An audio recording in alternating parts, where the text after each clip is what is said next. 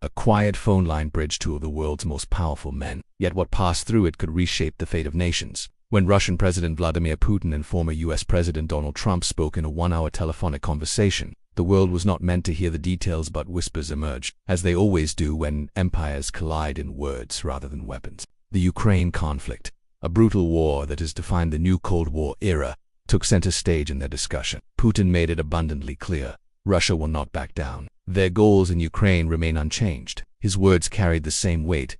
They are always half stoic, calculated, and chillingly resolute. For Putin, Ukraine is not just a geopolitical struggle. It is a mission, a legacy, and perhaps his last great chess move on the board of history. Trump, ever the negotiator, reportedly kept the tone firm but open. Sources close to the matter suggest he didn't challenge Putin directly on the moral grounds of the invasion, but rather explored whether there was any diplomatic or framp left. This isn't surprising. Trump has long maintained that dialogue, even with adversaries, is better than war. But the critical nuance here lies in the interpretation of goals. While Putin speaks of achieving Russia's objectives, Donald seems more interested in managing the global fallout and how this conflict reflects on American strength and leadership. According to Kremlin officials, both leaders agreed on one thing: the conversation must continue. The dialogue, fragile though it may be, could serve as a pressure valve on an increasingly volatile geopolitical kettle. But their agreements didn't stop at Ukraine. Iran, too, came under discussion. And here, the division and convergence of interests became clearer.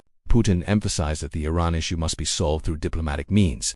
He reportedly stressed that any military aggression would only escalate the region's instability, making global diplomacy harder and conflict more likely. This, from a man whose military has rolled through Ukrainian territory with unrelenting force, might seem hypocritical. But geopolitics often dances on the edge of contradiction. Putin's interest in a diplomatic solution for Iran isn't born out of principle, but strategy. A destabilized Iran could open another front of unpredictability near Russia's southern borders, something the Kremlin would rather avoid while entrenched in Ukraine. Donald, for his part, appeared receptive. Though a known hawk on Iran in his presidency, his tone, sources say, was more pragmatic than provocative. He is aware that another major military entanglement in the Middle East would erode. America has already stretched global posture, with Israel growing more aggressive and Iran deepening its regional reach. The conversation around Iran has shifted from if to how long, until Trump's interest now seems to focus on containment, negotiation, and leveraging American influence rather than relying solely on force. Interestingly, the Kremlin's summary of the call mentions no discussion on the U.S. supplying arms to Ukraine or halting those supplies. Crucial issue that defines current battlefield dynamics. Either it was off the table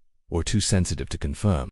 The absence itself is telling. Perhaps neither leader wanted to admit the obvious, that any such discussion is a powder keg that could derail what little dialogue remains. This phone call may be seen in history as insignificant, or, if future events bend a certain way, as the beginning of a new phase in the complex relationship between Russia and the United States. Putin's insistence that Russia will complete its objectives in Ukraine signals continued military aggression no matter the cost. But Trump's willingness to keep lines of communication open suggests he still sees value in strategic negotiation. The global chessboard is shifting rapidly. Ukraine bleeds, the Middle East simmers, and major powers whisper in shadows. What was once Cold War clarity has given way to 21st century ambiguity: proxy wars, information manipulation, and backchannel diplomacy. In this world, even a one-hour call between two former or current leaders can alter the danger lies in assumptions. Putin may assume Trump will return to power and shift U.S. policy in Russia's favor. Donald may assume that Putin, under pressure from sanctions and battlefield attrition, is seeking a face-saving way out. Both could be wrong, or both could be right, and still too late. Meanwhile, the people of Ukraine continue to suffer. Their cities reduced to rubble, their lives interrupted endlessly by sirens and shrapnel. And in Iran, an entire population holds its breath as foreign powers debate their fate over secure lines and secret channels. This is not a story of heroes and villains, but of ambition and uncertainty. Putin plays the long game, anchored in Soviet nostalgia and a desire for regional dominance. Donald, ever the wild card, seeks legacy, leverage, and a reputation for deal-making unmatched in recent U.S. history. Their visions intersect dangerously at the crossroads of Ukraine and Tehran. Whether this call leads to peace, prolonged war, or another political standoff depends on what happens next. Will the dialogue continue? Will pressure mount for a ceasefire in Ukraine? Will Iran emerge as a flashpoint or a breakthrough in diplomacy? Only time will tell. But for now, what matters is that two voices on opposite sides of history are still speaking and the world is still listening.